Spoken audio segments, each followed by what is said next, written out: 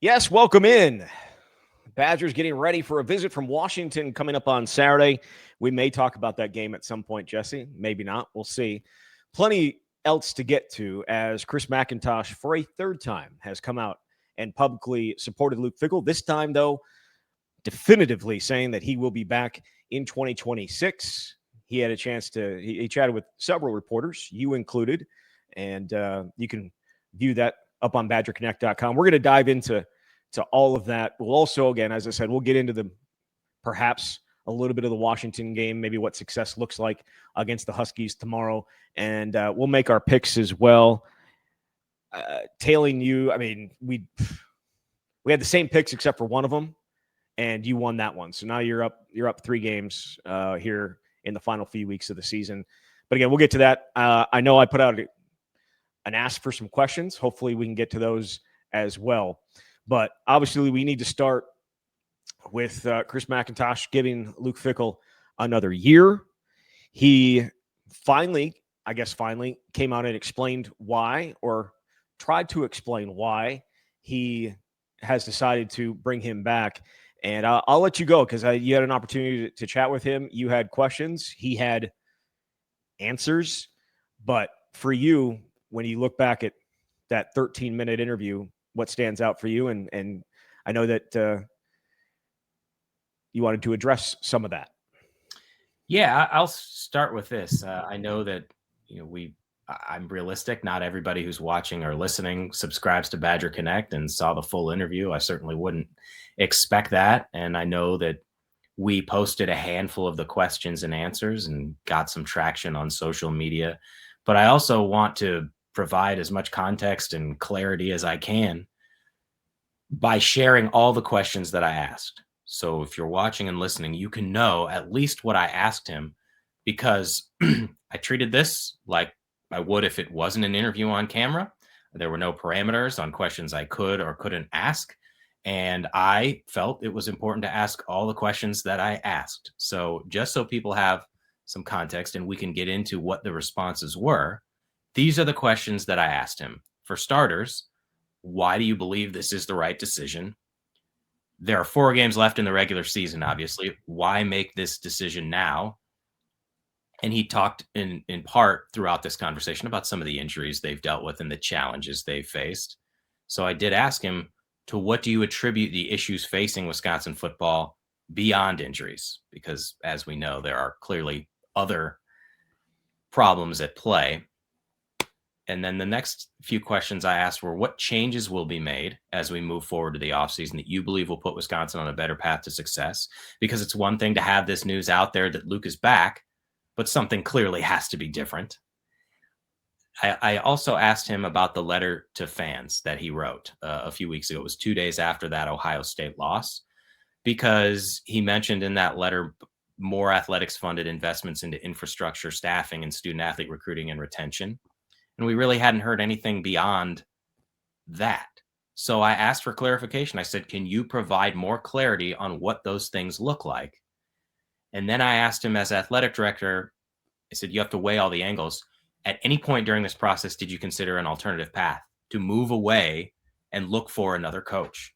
Because let's be honest, that everybody else is talking about it. So what was your thought process there?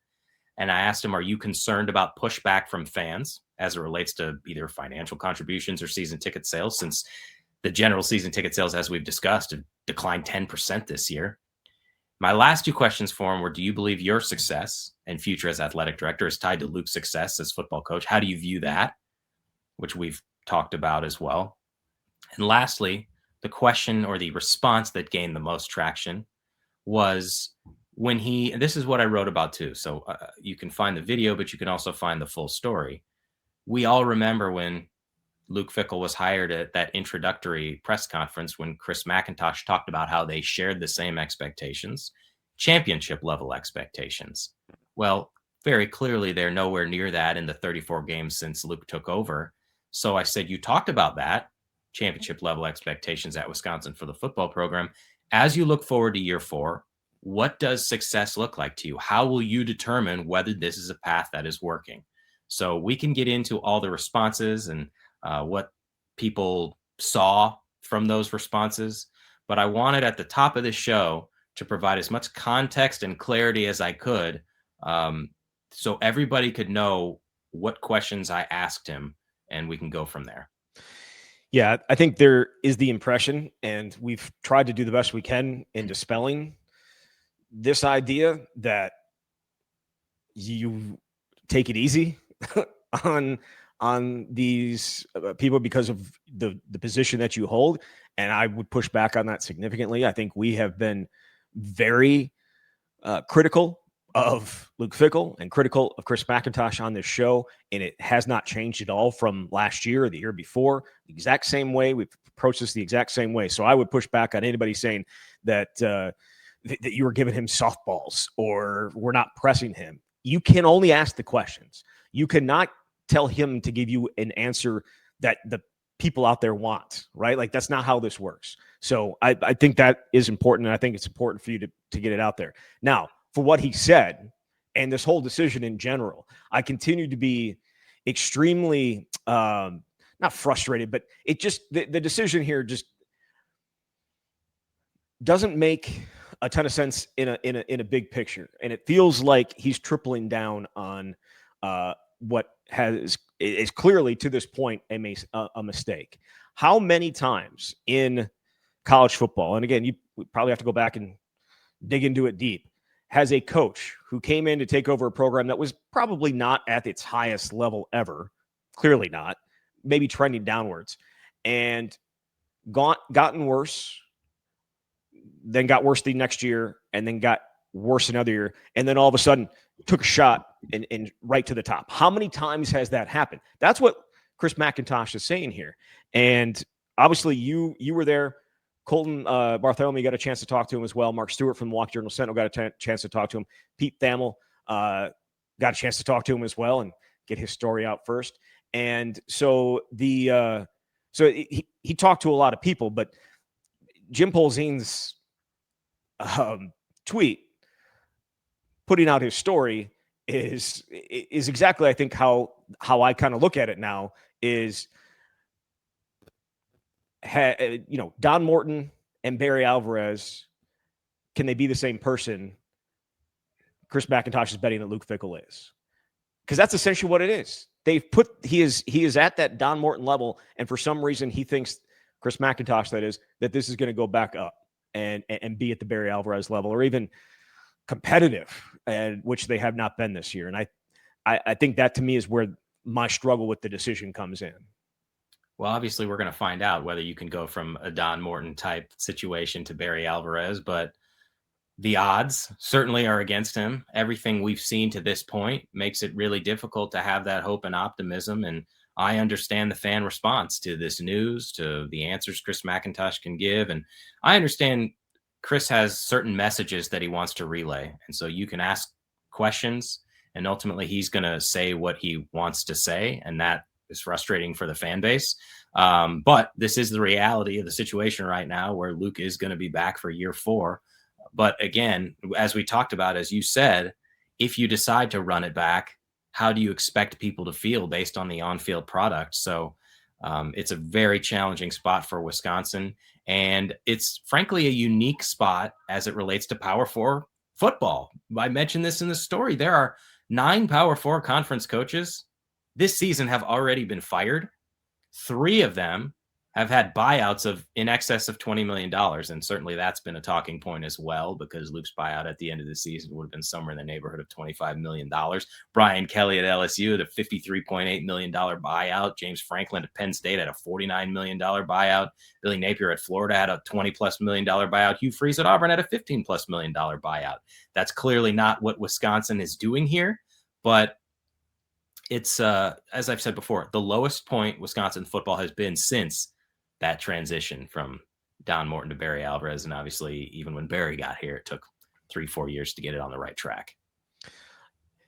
And again, I don't see anything, and I've said this before, I don't necessarily, it's not that Chris McIntosh is a liar, Luke Fickell's a liar, but I don't believe everything that comes out of their mouths. Like, I feel, again, this is a whole lot of words and very little action.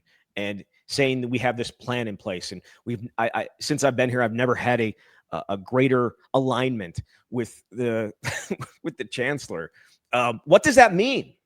Tell us what that means. Tell us how this plan is coming together. Because unless you continue to give us very few specifics, which leads me to believe that either you probably don't want it out there, right, for a variety of reasons, or you still don't have one. And this is all wordplay, and you are still trying to figure how this is going to play out, and you continue to triple down on the decision to hire Luke Fickell, and you're gonna do this again, and doing it with 4 games left, when it's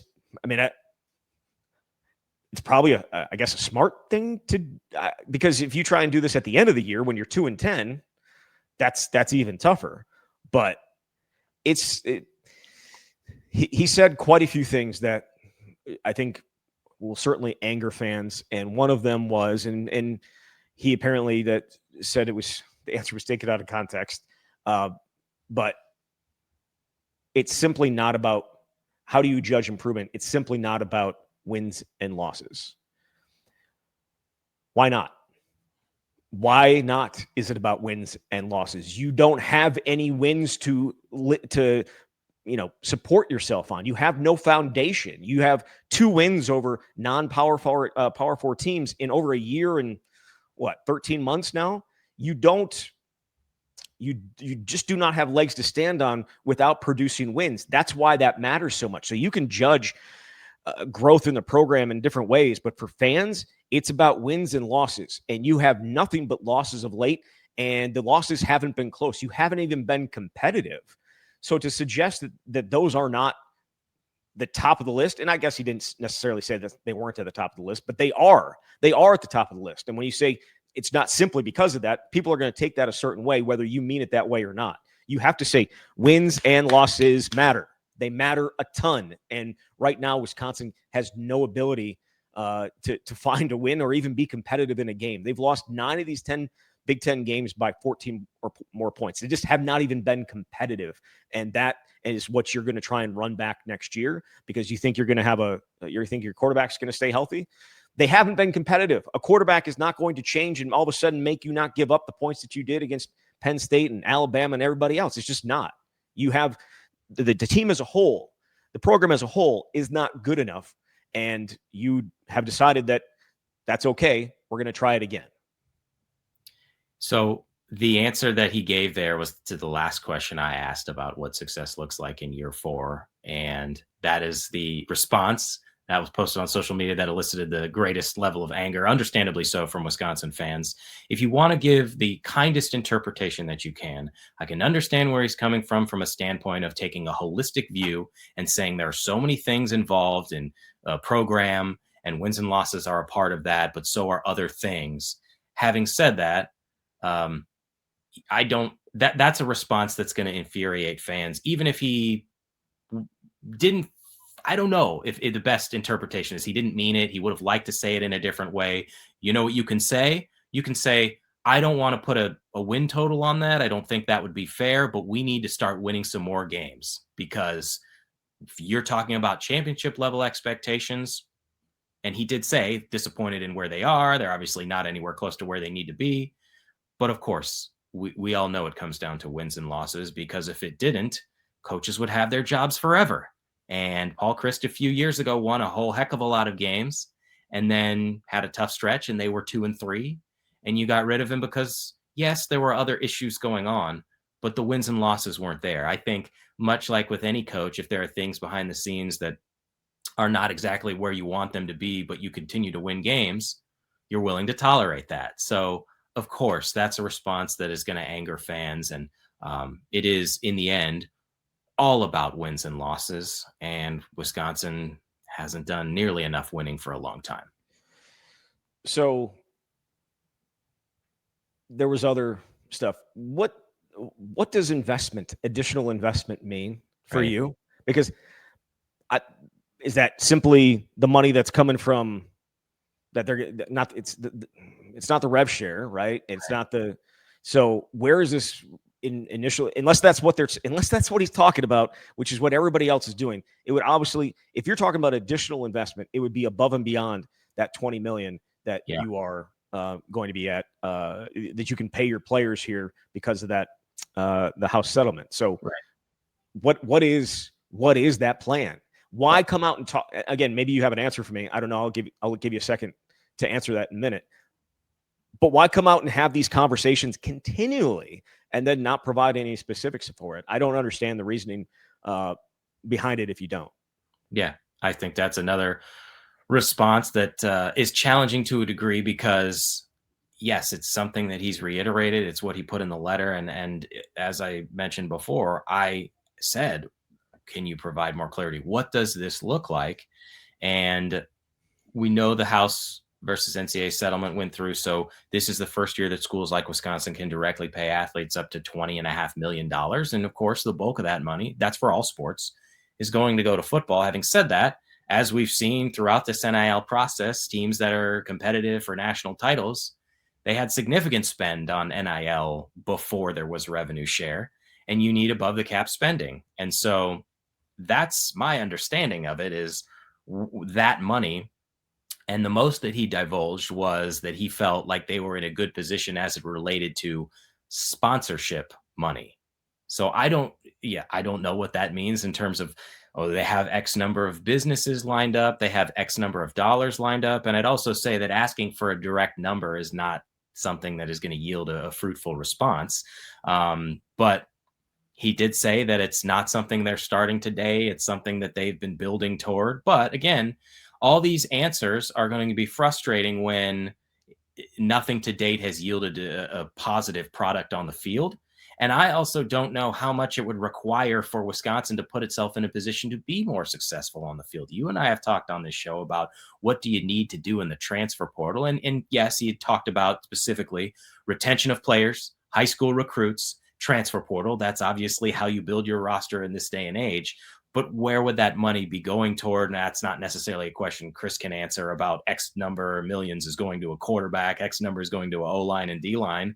Ultimately, we'll learn that answer in January when we see who they can bring in through the transfer portal, and you need to somehow make a splash. But the problem with this is it feels like from everything we know, the solution is to throw more money at it, at a problem that so far hasn't been solved, and hope that that yields better results. And that's at least, I don't know, the right path forward, presumably, but no guarantees with that either, because you can get people in the moment that you think are a good fit and it doesn't work out. We've seen that time and time again with transfer portal players Wisconsin has added. But I think that's just another response that is frustrating because of the lack of specifics. And perhaps some of that is not wanting to reveal what those plans are. But as you said, Zach, if you're going to put out this information, or at least this idea of investing in infrastructure, staffing, student athlete recruiting and retention without diverging more details, you're going to have angry and frustrated fans. You are going to have angry. Yeah. What'd you say? Without divulging more detail. Right. The anger among the fan base, I think, is another part of this story. And you asked him a question about that as well. 10% of their season ticket base did not renew last year. With this decision, based on what we've seen on the field, and based on some of the things that people I've talked to, who are season ticket holders, and also things I've read, they are not going to continue to support this team with their money. And that is going to be, I feel like it's going to be extremely difficult for the athletic department to see, because my guess would be 30%. My guess would be 30% that they would lose, that another 30% will not renew their tickets this year. Maybe it'll be less. I don't know. Maybe it'll be more. But that stadium, especially tomorrow, I think is going to be a bit of a ghost yard, and not a ghost yard, graveyard. Graveyard. Thank you. Ghost yard as well, I guess. It's going to be I feel like it's going to be a graveyard. The weather, the play, the lack of excitement, and there's two things here, Jesse. There are people that are like the anger and those that are pissed off, it's very, very loud. It's deafening. But it's also deafening with the people that used to care, that are now apathetic. Both of those groups are deafening, and the people that are pissed off, I think they're going to stick around, right? Like they care about it that much. The other people, and I know Luke Fickell said if we win, they'll come back. But don't you need some of their money to help you win? Don't you need to have that continued support? I don't know. Maybe they don't care about this. I shouldn't even say maybe. I think it's not clear, but it's somewhat clear that some of the small and smaller donors are not nearly as important as the big ones. But the fans, how they react to this, they had to have anticipated this would be the reaction, right? Oh, I have to imagine so. And again, the question that I asked him about, is he concerned about fan reaction to this, the decision to bring Luke back? He made sure he wanted to focus on how passionate the fans are, that they spend their hard-earned money to support the team and come to the games, and how grateful he is. And he also said he understands and shares in their frustration and their pain. And I have no doubt, of course, that all of that is true. One of his messages that he said in a couple of these answers was he feels like they've been able to identify, based on the challenges they faced, the issues that they can correct. And I think that's great to say. It's problematic to say that in the middle of year 3. These issues have been ongoing, and maybe they've worsened in certain areas, which have led to the product on the field.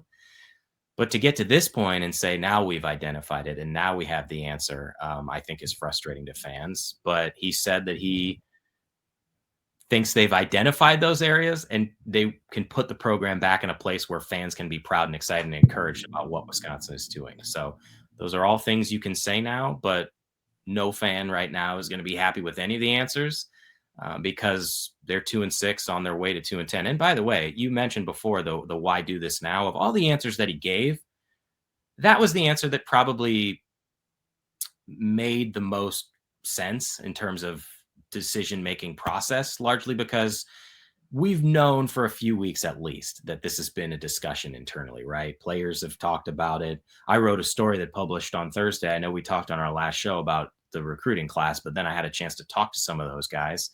There was a Zoom call a week ago with Luke Fickell and Pat Lambert, the director of recruiting, with all the commits in the 2026 class.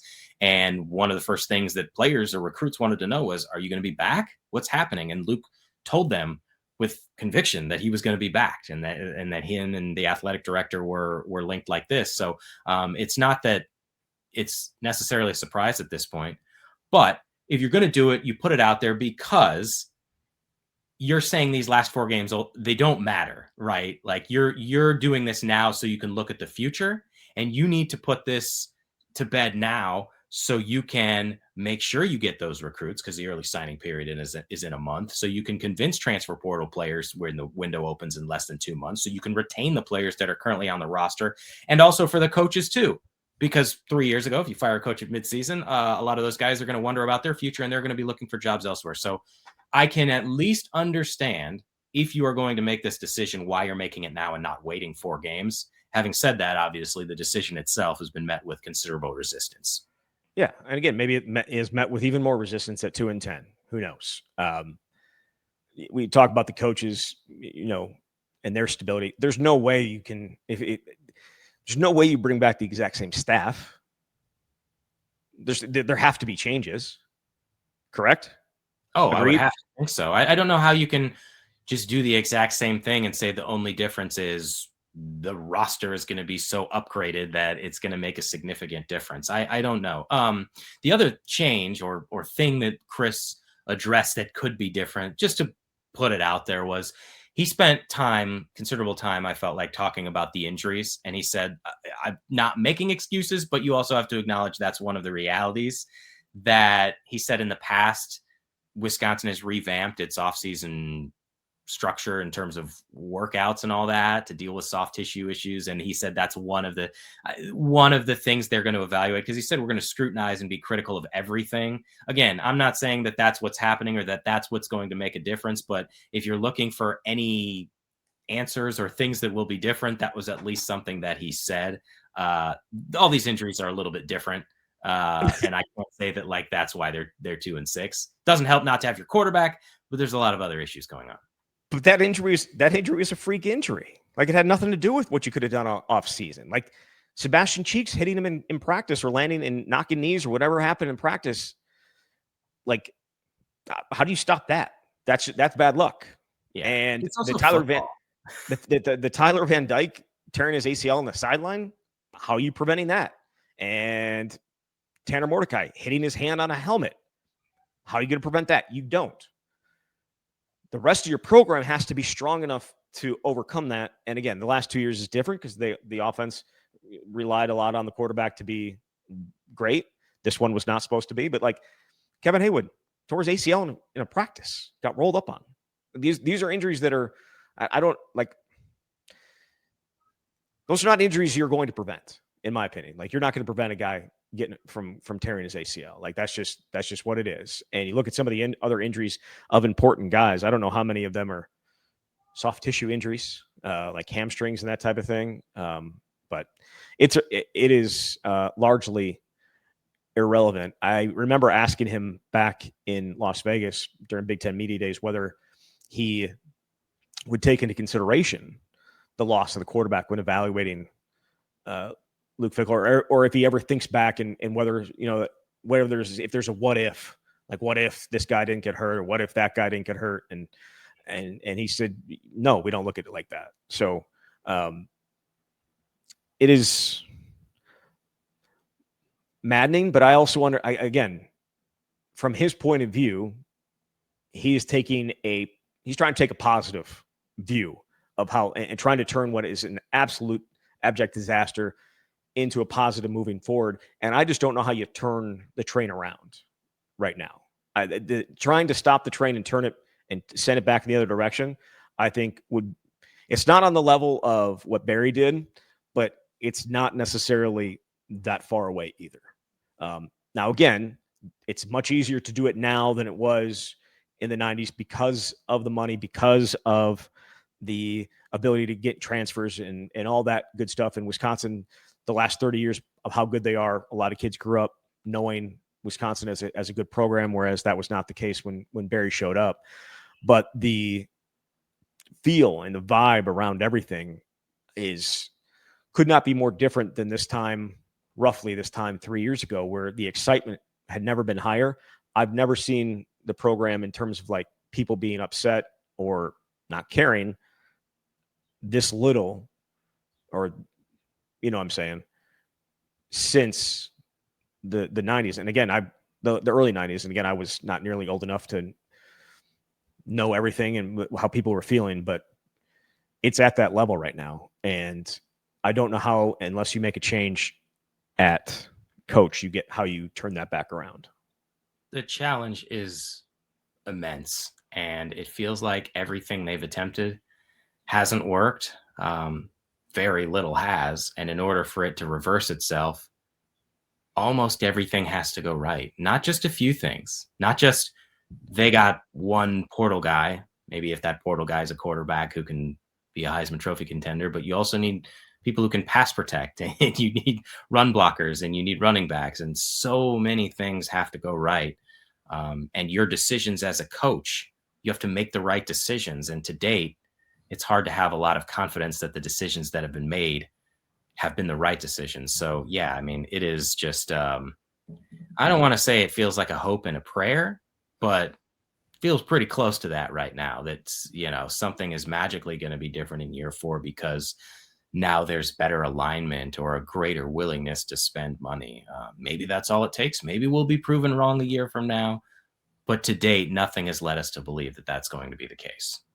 Yeah, no, we were proven wrong, because I think we both thought that it was a good hire and it was going to be an improved football program. Hand up, was wrong about that. Chris McIntosh not willing to say that yet, and that is why we're continuing to go down this road, or I guess they are continuing to go down this road. A lot of people wondering what that financial investment looks like. Do you think, and we talked about it a little bit, it's got to be the full rev share, whatever the percentage is that Wisconsin gets, or whatever percentage the football team gets, And then how much more do you think? Because there's 20.5 million. What is the number that Wisconsin needs? Because one of the quotes from your story, where is it? I'll find it here. But it was essentially all the resources it needs to be competitive with those that we want to compete against, which we won't shy away from. Yeah. Who exactly do they want to compete against? Because if they want to compete against the likes of Ohio State and Michigan, that's 20 mil plus 30, right? Like that's essentially what, and that's what Texas Tech's at. I think Ohio State's going to be at like 40 next year. So that's like another 20. That's not realistic.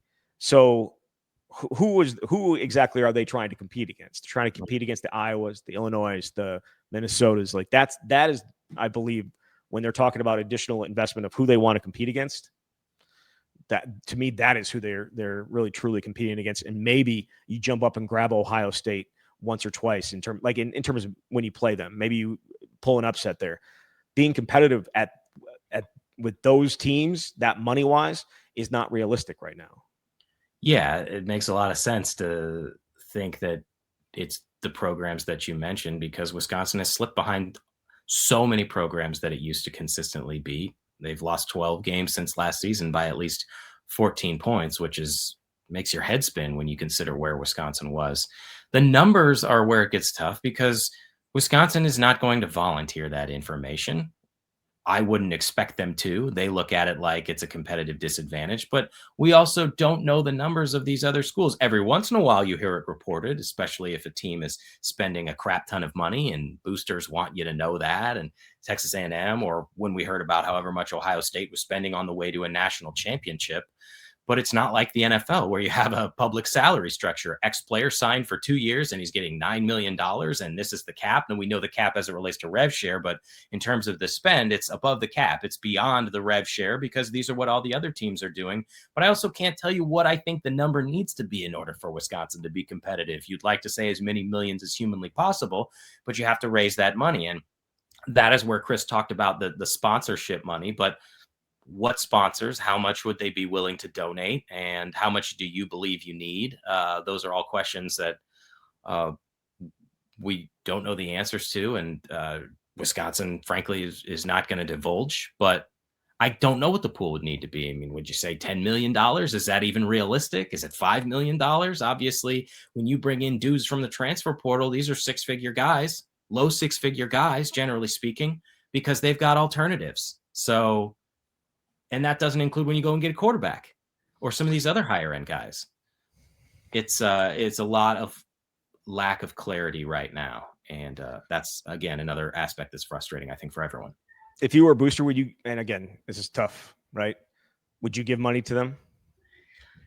It depends on the booster. It depends on the booster. It depends on what your financial situation is, on how you really feel about this program, on how invested you are at this point, on whether you think you can be a part of the solution or whether you're completely tuned out.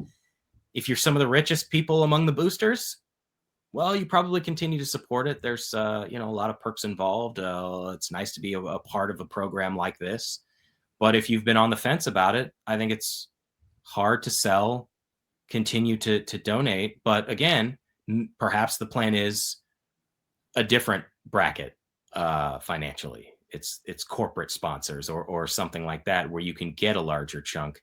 So I think it's up to the particular booster and the particular person. But as you've laid out, Zach, more and more people are viewing this and turning away from the product. Yeah. Let's get into a few questions that I got from people. This one from Shane. Why should we have faith in McIntosh or Fickell that better days are ahead when we've seen nothing in the last 3 years? It's a completely fair question. And my answer is, I don't know that you should. Honestly, all you can base your feelings on is what you have seen. And when Luke got here, I kind of look at it like when you're selling recruiting, when you're talking to high school players. What are you selling? Hope and change. And that works early on because you can say whatever it was before that was the problem, we are part of the solution. And now that is a very difficult sell, right? Because you can't say what's happened here isn't because of us. It is.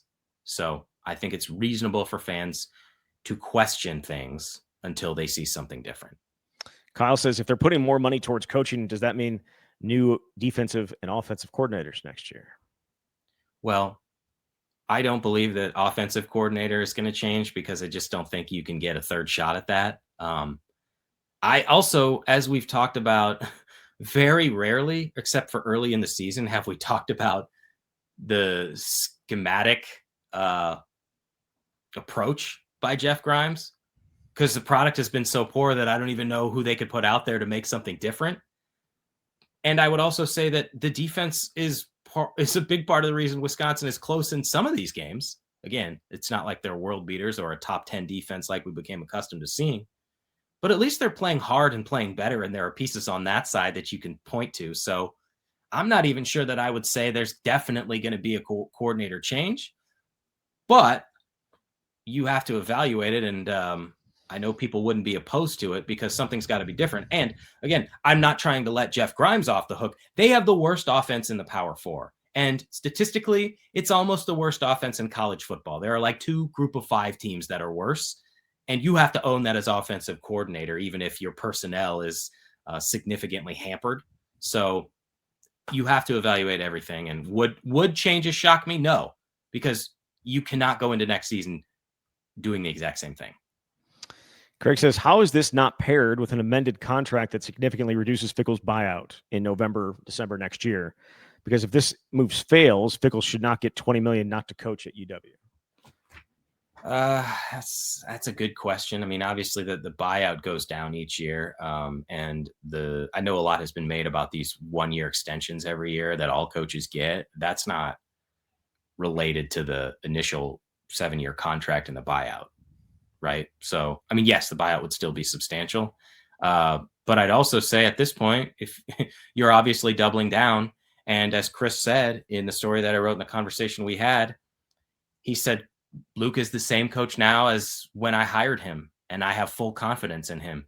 And if you're going to say those things, you can't go back and say, well, we're going to restructure your contract because that means we don't have as much confidence in you. So, I think based on the things that have been said now, obviously you're just not going to be able to do that. Ward says, how does an AD and head coach expect there to be accountability by the players when they refuse to take accountability for their mistakes?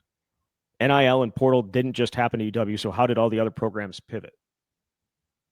I think Luke at times is, maybe not right after the game, but with some time to think, is willing to take accountability for the things. But the problem is, and I've said this before, nothing changes in terms of the results. So that accountability, I think, to a degree rings hollow, right? I mean, I've talked to him the last 2 Januaries or Februaries, kind of that off-season state of the program. Let's dissect what just happened and what needs to change. And he's constantly willing to talk about what didn't work and him owning whatever the problems were. But you're still 2-6 now, and you're 8-15 in the Big Ten, and you've lost 11 of your last 13 games, and you've lost 10 straight Big Ten games and 11 straight games against Power 4 conferences, and you're about to go a second straight year without making a bowl game for the first time in 33 years. All those things are insult stats, but they're completely true, and therefore, when you do take accountability, it resonates much less with people. As it relates to Chris McIntosh, it's different. I think he's willing to talk about how he shares in the disappointment and the frustration of everybody and how it hasn't been good enough. But ultimately, the accountability would have to be, I made a mistake and we're moving on, right? I mean, that's the ultimate accountability, and he doesn't feel that. And I would also say, I asked him, did you consider making a coaching change at any point during this process? And obviously the answer was no, but he said, if I felt that was to be the case, I would have done it. I would not have hesitated. So he clearly continues to believe that Luke is the answer, and therefore it isn't a mistake. What? This is not a question for anybody, but the alignment aspect of this with Jennifer Mnookin, the chancellor, what does that mean? Is that potentially money related? Yes. Is that the alignment? 100%. That's okay. Honestly, I think it's 100% about that of, okay, football pulls the train along. Football is not performing well. Obviously, there was that study released last month, not too long ago, looking at the impact of future football badness, for lack of a better way to put it. And it was like Wisconsin as a program could lose $20 million annually if you continue to have season ticket declines and nobody showing up and all that stuff. And then also it impacts the economy. So you look at all that.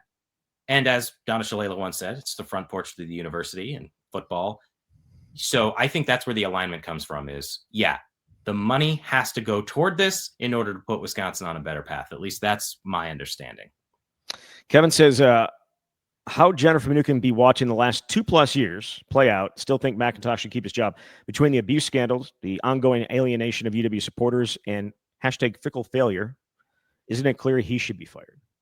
I think those are questions for Jennifer Mnuchin, and obviously to date, she put out a statement in support of Chris, and that's as much as we have right now. So if she's willing to talk about it, I don't know that how much she'd be willing to divulge, but I'm also going to be honest, and I haven't spoken to her ever. So I don't know what her thought process is. What will McIntosh's response be when there's 30,000 people in the stadium to start next year? Well, pretty bad situation to be in, I'd say. But as Luke said, if you win, people will come back. We'll see. There have been, I've gotten several tweets.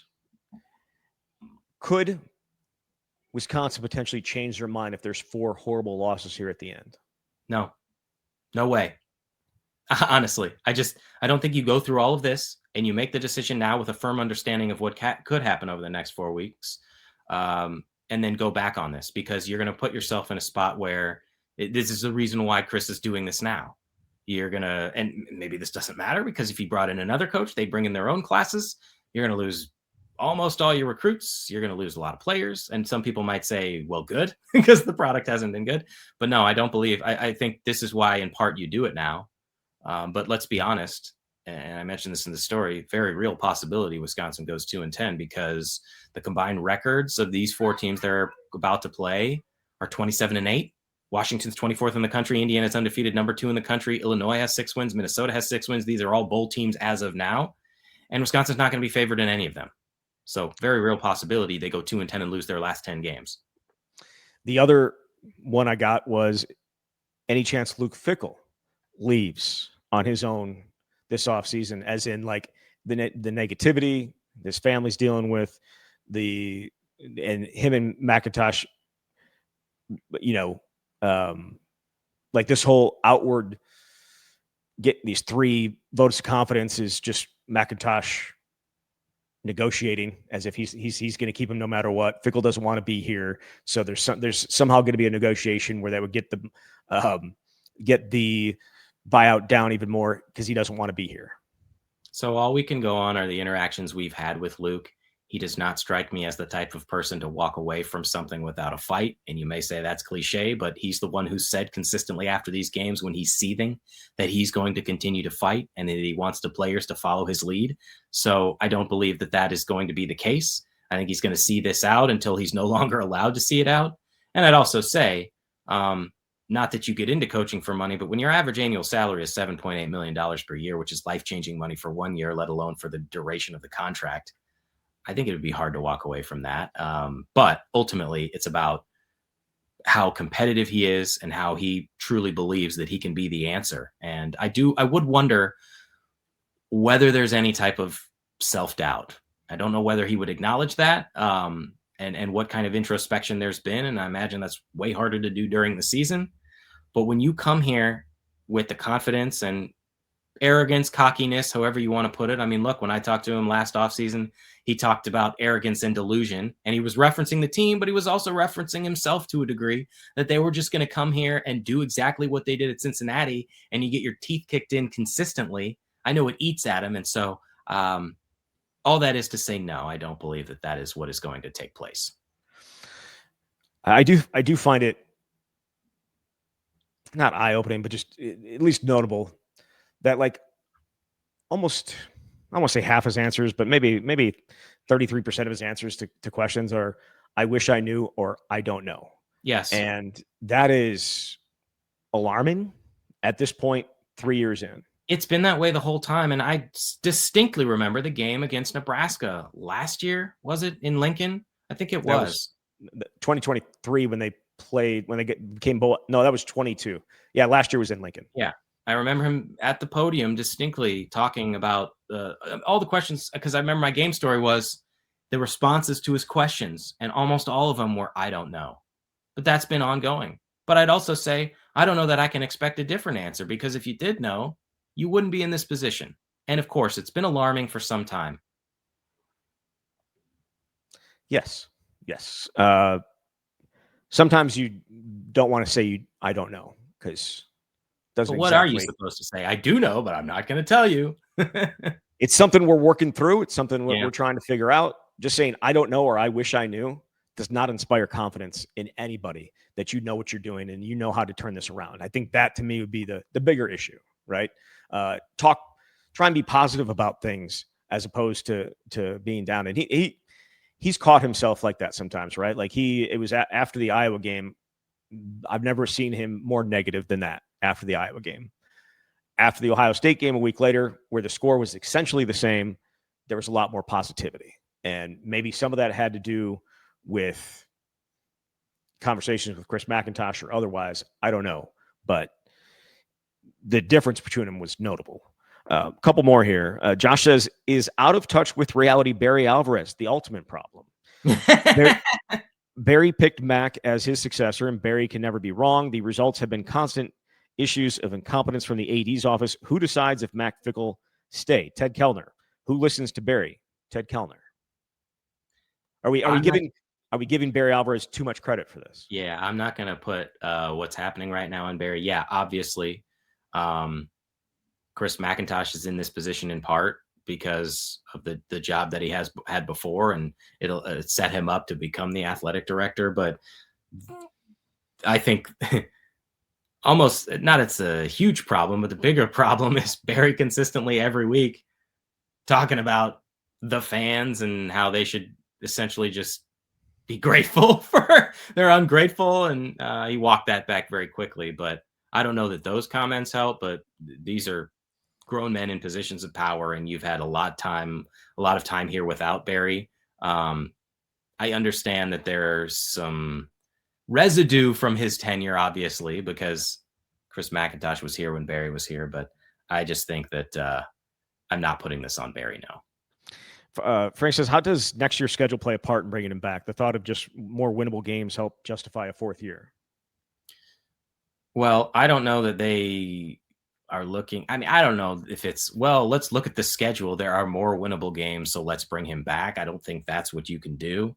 None of us know how good any of those teams are going to be. You have to play Notre Dame. You have to play Pittsburgh. Hard for me to think Wisconsin's going to beat Notre Dame. And maybe you look at the Big Ten schedule and you say some of those games appear to be easier now. We truly have no idea.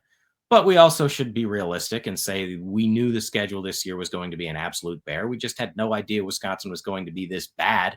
And this is going to go down as one of the most challenging schedules Wisconsin has ever had. I know we talked in the preseason or the offseason trying to compare it to other years. Washington is all of a sudden a top 25 team. And I think we might have talked about this even before the year, that they looked like they were in position to be that kind of team. Iowa wasn't ranked when Wisconsin played them, and it's still not. But they've got 6 wins and can put themselves in the college football playoff conversation. You're going to play the number one. You've played the number 1 team. You're going to play the number 2 team. Obviously, you played Oregon when it was number 6. Michigan was ranked. So it just feels like it's been never ending. It is. I just was Alabama too, by the way.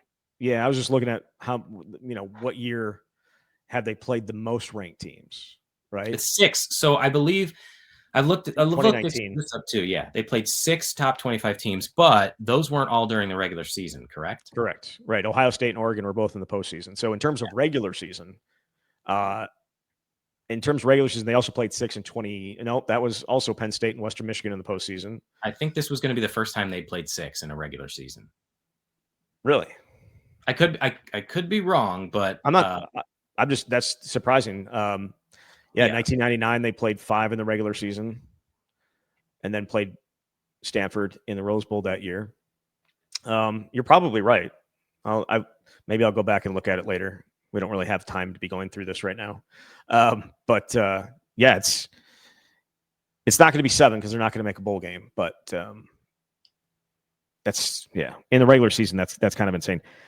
One of the bigger questions, not one of the bigger questions, but one of the questions that came up a bunch was, does he get the 1-year extension here in a next month, or the month? What is it? Next month after this?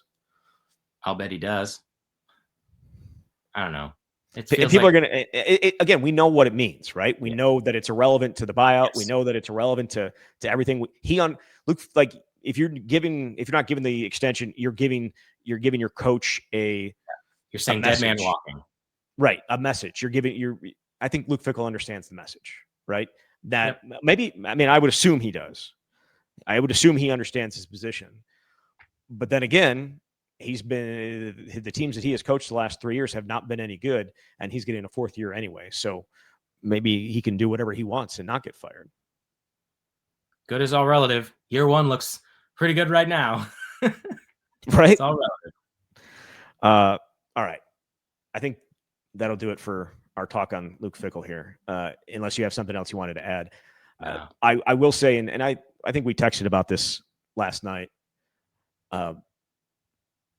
You and Colton and Mark did a good job in asking him all the questions that I think everybody else would have asked him, right?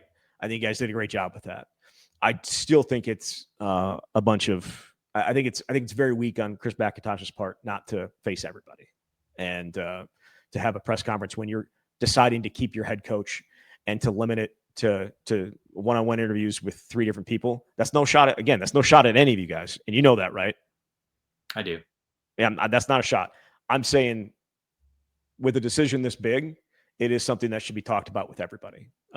And I certainly understand why they did not do that, considering we're parsing his words on every on all your questions as well, and taking certain people are taking things out of, grabbing it and just holding on to it and running with it. But that is a decision that probably should be open to everybody. That's just I think it was weak on McIntosh's part, and again, maybe it was not his decision, but it's one of those things that I think is big enough that it needs to be brought in front of everybody, especially when you don't get Chris McIntosh on a regular basis in any forum. So, all right, real quickly, what does success look like tomorrow against Washington? Can you win the game? It's just the same thing it is every week, honestly. I mean, can you be close? Can you be competitive? Can your offense score a freaking touchdown?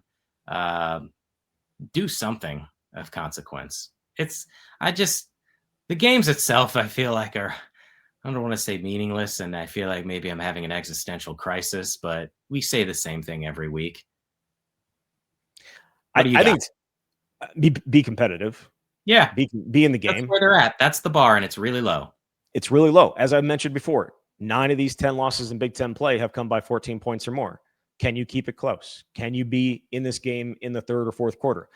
With the weather and the way that, Washington's run game, especially with the quarterback, and it's going to challenge. It's absolutely going to challenge Wisconsin's defense. The bigger thing that I'm looking at is offensively at quarterback, with Danny O'Neal likely starting. That's what it sounds like. What is Carter Smith? What kind of role does Carter Smith have, and how much do we get to see him? I think that's the most interesting thing I'm watching tomorrow. I don't know if they're going to be in the game, but it is about Carter Smith. The last time we saw him, he was not ready to play in a game. I think that is, we agree on that, right? Yes. Yeah, he did. It was not something that was great. We've heard some rumbles of some impressive stuff happening in practice, but it's against the top 25 team now, and it's in front of 30,000 or however many people are going to be there.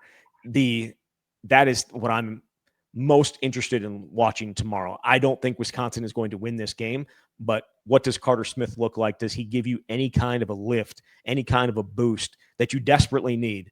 Does he give that to you tomorrow and maybe going forward over the final 3 games? I do wonder whether the approach will be similar to what it was when they went with Hunter Simmons, which is we're going with one guy and we're hoping for the best. And if Danny O'Neal is out there and he gives you something and is competent, that they just keep him in the game. So I don't know that it's a guarantee that we're going to see Carter, but obviously a lot of us, I mean, myself included, want to see what he's able to do. But the coaches obviously are the ones watching every practice to see how close he is to ready. And if we don't see him, it's because they know. And I know there have been a lot of questioning of coaches and decision making and all that. They are in a point where they are absolutely desperate. They've got somebody who's a talented player that could retain his red shirt. So like, that's not a concern. And if he doesn't play, it's because the coaches believe he's not ready to play. And that would be tremendously frustrating, but they're the ones seeing it every day. I would like to see it, but I don't know exactly what that will look like. They are seeing it every day, but I don't know that I've seen anything from their performance this year that would suggest they know exactly what they're doing either. Maybe that's a bit of a play has been atrocious. So I'm not like we can sit there play. Right. Like we can sit there and say, yeah, they see it in practice, so they know what he's capable of or not capable of. And that's definitely the case, because when we got to see fall camp, he wasn't ready. Yeah. But it's been a while, right? We haven't seen them in close to 4 months now, right? August, September, October, 3 months, almost 3 months, right? So 3.5 months, yeah. Yeah. So things change. Now, he also is getting actual reps with Wisconsin's offense, which has not always been the case, because working with the scout team as well earlier in the season. So he was definitely in his own jersey and definitely going and working with Wisconsin's offense this week. We saw that in some of the wired up stuff. So, but it certainly looks like Danny O'Neil will be the guy, at least to start the game. And you said they'll just let him roll, right? If it looks good, if it works, everything's good. They'll just let him roll, kind of like they didn't against Michigan, right? Where you go right down the field, score a touchdown, and who's the quarterback the next time around? It's Danny O'Neil as opposed to Hunter Simmons. So again, sometimes just let the guy go. Let the guy go. Let him cook a little bit. But yeah, that if he doesn't play, it'd be a huge disappointment, I think, for a lot of people. So, but we'll see. We will see. All right, let's jump into our picks here to close out the hour, or the show, I should say. I guess it's been an hour. All right. Bad week for me. I went 2-5. You went 3-4. You are now 34-36. I am 31-39. I think those numbers add up. You're up 3 games on me.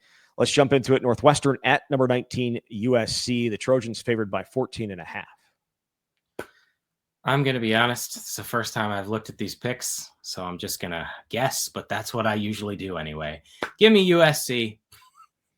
I feel like Lee Corso. This is like a tribute to Lee Corso, where he gives you no insight. Not so fast, my friend. And he just says the team. So USC. USC. Yeah. USC. I'm going to take USC at home as well. Ohio State on the road at Purdue. Back in the day, this used to be a game where Purdue upset Ohio State once or twice. Ohio State favored by 30.5 in this one. What an amazing number for a team on the road. I take Ohio State to cover. 30.5 on the road at Purdue. It's a big number, but Ohio State's defense is insane. They are number 1 in the country. Yes, they are fantastic, and Julian Sain's been amazing this year. Ohio State looks perhaps even better than they did a year ago. We'll see. But I'll take Ohio State as well. Penn State hosting Indiana, number 2 Indiana. The number just 14.5 at Penn State. Every time we see a number for Indiana and it's big, I think that could be a challenge. And then they score 56 points or more. So I'm going to take Indiana because Penn State is a mess. Yeah, give me Indiana as well. Penn State, one of, I believe, 4 teams that are that have not won a game in the Big Ten yet. Penn State, Michigan State, Purdue, and Wisconsin. BYU, this is the big one this week. BYU ranked 7th in the country on the road at Texas Tech, who's ranked 8th. They are 11.5-point favorites at home. I will go BYU. Not often you see a top 10 matchup where it's a double-digit underdog. Yeah, that's a big number, certainly. Texas Tech, though, has been really, really good. I'm going to take Texas Tech at home to cover that number. I know it's a big number. Texas A&M on the road at number 22, Missouri. The Aggies 6.5-point favorites. Missouri without now quarterback Bo Pribula and their starter, their other guy from the start of the year. So tough matchup there for Missouri. If Bo Pribula was playing, I'd take the Tigers, but I'm saying Texas A&M. Yeah, I'll take Texas A&M as well. Oregon on the road, 6.5-point favorites at number 20, Iowa. The Hawkeyes still on the periphery of the playoff, but have some opportunities if they were to win out to get a chance. I said before that Iowa was unranked. I misspoke. They were unranked when Wisconsin played them.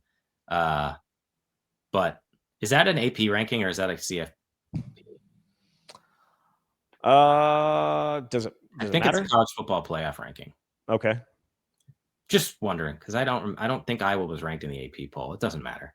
And then it is the college football playoff ranking at this point, which is new. Irrelevant. Which is new. No, because I didn't use it. Iowa was 26th in the AP. Yeah, they're in the next in line receiving votes. It doesn't matter. But I'm going to say, boy, that is a really tough one. I'm going to say Iowa. I like having 6.5 points to work with at home. Their defense is number 2 in the country. Is that right? Total defense, I think. They just keep games close. They do. I can't. Were you impressed with Oregon? No, I wasn't. Now, obviously, the weather sucked. They lost their quarterback. Those don't help. But no, I wasn't. I don't think the weather's supposed to be nice in Iowa City tomorrow either.